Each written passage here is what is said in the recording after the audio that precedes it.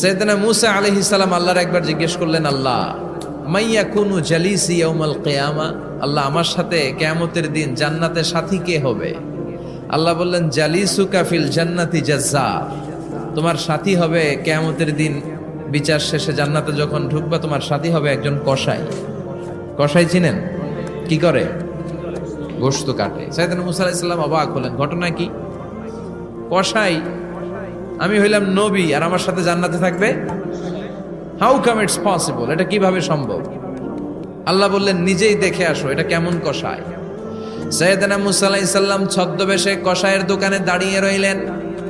দেখলেন স্পেশাল বিশেষ কোনো আমল নাই, কসাই শুধু গোশত কাটে, গোশত বিক্রি করে।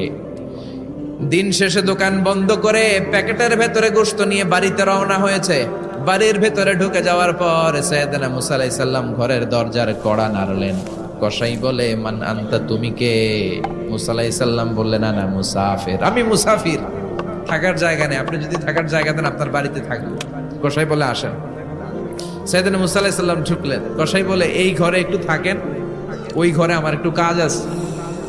মূসা আলাইহিস সালাম বললেন, যান, কাজ সেরে আসেন। মূসা আলাইহিস সালাম খেয়াল করলেন ওই ঘরে মাচার উপর থেকে বয়োবৃদ্ধ এক নারীকে তিনি নামিয়ে গোসল করালেন, টাওয়াল দিয়ে গা মুছিয়ে দিলেন, নতুন জামা পরিয়ে দিলেন। এরপর দোকান থেকে আনা সুন্দর গোশতের টুকরাটারে নিজ হাতে কেটে রান্না করলেন। তারপর রুটি বানালেন, আর গোশত আর রুটি হাতে নিয়ে ওই মহিলার মুখে তুলে দিচ্ছেন। মহিলা খাচ্ছে, খায় আর বিড়বিড় করে কি যেন দোয়া পড়ে। সুবহানাল্লাহ পড়বেন না? ওই মহিলাকে খাওয়ানোর পরে কসাই সাইয়েদনা মূসা আলাইহিস সালামকে মেহমান হিসেবে খাবার নিয়ে আসলেন। বললেন, ও পথিক, খাবার খান, সকালবেলা আপনিও চলে যাবেন, আমিও যাব আমার দোকানে, খেয়ে আপনি ঘুমিয়ে পড়েন। মূসা আলাইহিস সালাম বললেন, ততক্ষণ পর্যন্ত তোমার আনা খাবারে আমি হাত দিব না যতক্ষণ না তুমি বলবা ওই মহিলাটাকে। কসাই বলে, হাদিহি উম্মি, এটা আমার মা। হাদিহি উম্মি, এটা আমার মা।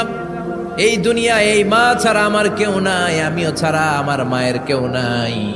তাই প্রতিদিন দোকানের কাজ শেষ করে গোশত এনে রান্না করে আমার মারে আমি খাওয়াই। হাদিহি উম্মি, এটা আমার জনম দুঃখিনী মা। সাইয়েদনা মূসা আলাইহিস সালাম, বুঝলাম তোমার মা, কিন্তু তুমি যখন রুটি তোমার মায়ের মুখের ভেতরে তুলে দিচ্ছিলে, তোমার মা বিড়বিড় করে কি যেন পড়লো, কি পড়ে তোমার মা? কসাই বলে, আমার মায়ের একটা পাগলা দোয়া আছে। কি দোয়া? আমি জানি কশিন কালো এই দোয়া কবুল হবে না। আবেগের বশবর্তী হয়ে প্রতিদিন আমার মা আমার খেদমতে আমার উপর এত সন্তুষ্ট হয়ে যায়, এত খুশি হয়ে যায়। আমার মা প্রতিদিন বলতে থাকে, আল্লাহুম্মা জাআল ইবনি জালিসা মূসা ইয়াউমাল কিয়ামা। ও আল্লাহ, আমার ছেলের খেদমতে আমি এত সন্তুষ্ট, আমার ছেলের উপর আমি এতটাই রাজি খুশি। শুনেছি এই জামানার সবচাইতে বড় পয়গম্বর, বনি ইসরাইলের সবচাইতে বড় নবী, ওই নবীর নাম নাকি মূসা।